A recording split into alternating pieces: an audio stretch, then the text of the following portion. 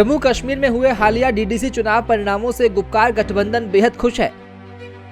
खासकर national conference के मुखिया फारूक अब्दुल्ला ने कहा कि गुपकार गठबंधन बहुत मजबूत है, हम एकजुट हैं और आगे भी एकजुट रहेंगे।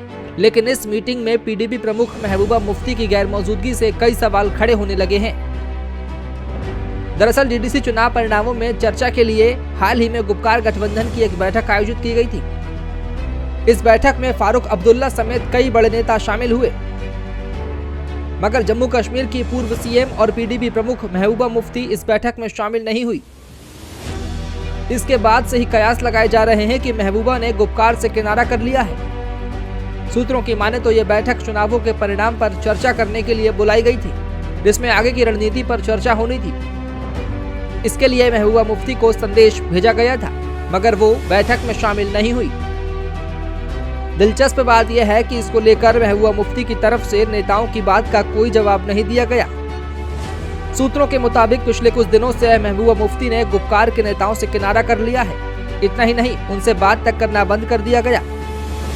इसके पीछे डीडीसी चुनाव में पीडीपी को हुआ नुकसान बताया जा रहा है। दरअसल में डीडीसी चुनाव में पीडीपी को सिर्फ 27 सीटों पर ही जीत मिली है। ये भी बताया जा रहा है कि एनआईए ने पीडीपी के यूथ नेता वाहिद परा को गिरफ्तार किया है। इसके अलावा पार्टी के 2 और नेताओं के खिलाफ केंद्रीय एजेंसी की तरफ से कार्रवाई की गई है।